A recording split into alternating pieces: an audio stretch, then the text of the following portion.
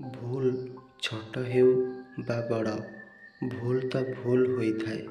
ସମୟ ପୂର୍ବରୁ ତାକୁ ସୁଧାରି ନେବା ନିହାତି ଦରକାର। ଛୋଟିଆ କଣାଟିଏ ଗୋଟିଏ ବଡ଼ ଡଙ୍ଗାକୁ ବୁଡ଼େଇ ଦେବାର କ୍ଷମତା ରଖିଥାଏ।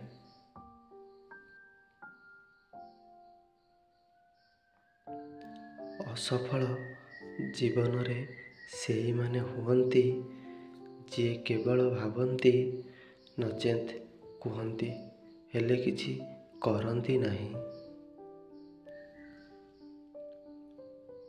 ମୋ ଭୁଲକୁ କେବଳ ମୋ ପାଖରେ କୁହନ୍ତୁ, କାରଣ କେବଳ ମୁଁ ମୋ ଭୁଲ ଠିକ୍ କରିପାରିବି, ଆଉ କେହି ନୁହେଁ।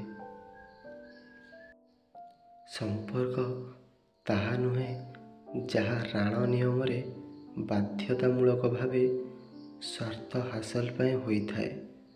ସମ୍ପର୍କ ତାକୁ କୁହାଯାଏ ଯେଉଁଥିରେ ଜଣକୁ କଷ୍ଟ ହେଲେ ଅନ୍ୟ ଜଣଙ୍କ ଆଖିରେ ଲୁହ ଆସିଯାଏ। ଦରିଦ୍ରତା କୌଣସି ଅଭିଶାପ ନୁହେଁ, ଏହା ତ କେବଳ ଗୋଟିଏ ମଣିଷ ପ୍ରଶିକ୍ଷଣ। ଯିଏ ଯେମିତି ଉତ୍ତୀର୍ଣ୍ଣ ହୋଇଥାଏ ସେ ସେମିତି ଭାଗ୍ୟ ପାଇଥାଏ। ଆପଣ ସେତେବେଳେ ସଫଳ ହୋଇପାରିବେ ଯେତେବେଳେ ମନରେ ବିଫଳତାର ଭୟ ନଥିବ। ଜୀବନରେ ବଞ୍ଚିବା ଏତେଟା ସହଜ ହୋଇନଥାଏ।